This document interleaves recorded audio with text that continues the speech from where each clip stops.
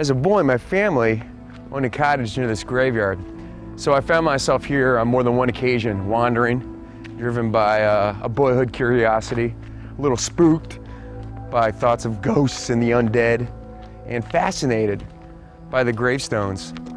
And there's one stone here that stands out, both for its size and the story behind it.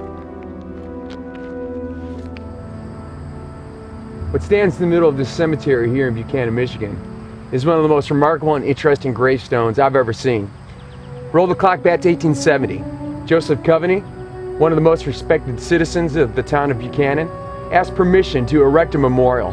The Common City Council was glad to give him a piece of prime real estate in the local cemetery.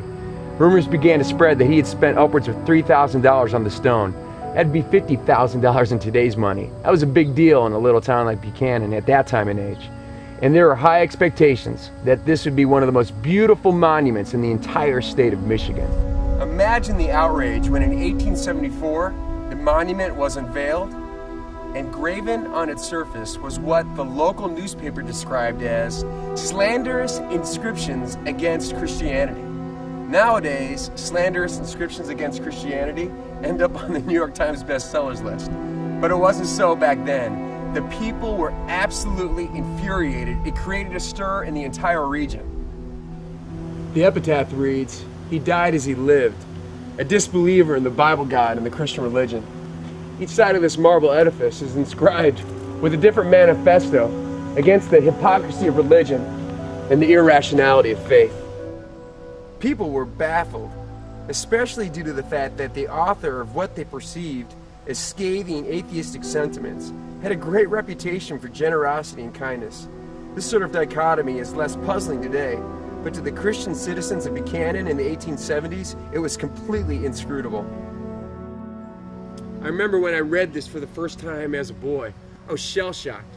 I thought, here's a man who with his final breath declared, there is no God, there is no soul. And when your candle goes out, your light is extinguished forever.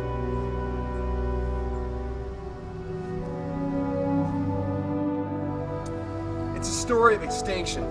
A story that says once you're in the box, it's lights out, sayonara forever.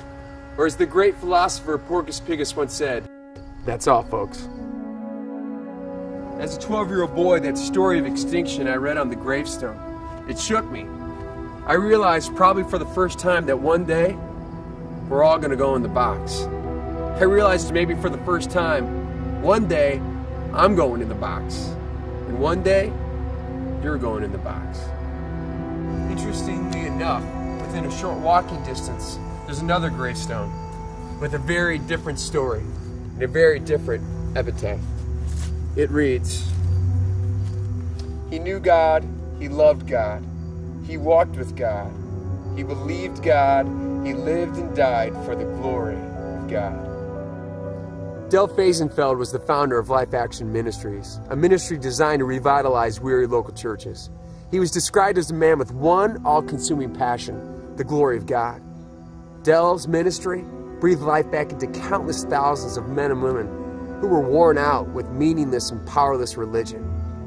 At the young age of 42, he was diagnosed with a malignant brain tumor that took his life in 7 short months. But rather than retreating, he engaged ministry with increased fervency and urgency until he was no longer able to serve. Just a day or two before he slipped into unconsciousness, in a moment of surprising power and clarity, he sat up and issued his final prayer. And he prayed these words, "Lord God, send your glory back to your church. Send your fire. God, turn the hearts of your people back to you, that they may know that you alone are God." And here lies a man who with his final breath said, "I do believe this. There is one who is risen. He is risen indeed, and so shall I. My light is not extinguished, and I'm not going to stay in this box." In this little graveyard in the middle of Buchanan, we see the telling of a story, a much larger story that involves every person who's ever lived. It's the story of man's dealings with death. From ancient times, men and women began leaving with corpses various mementos, and they began marking graves. These symbolic gestures continue today. Coffins, grave markers, and they embody the hope that life itself will continue beyond the grave. The writer of Ecclesiastes says it this way: He has set eternity in the hearts of men. You know, here in the cemetery, we've seen two lives, two stories, two options: eternity or extinction. These two lives, the only thing they have in common is this place, the cemetery.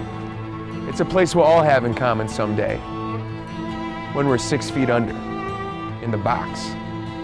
And every gravestone in the cemetery asks a question of you and I, and it's this question: what happens when I die? What happens when I go in the box? What happens when you go in the box?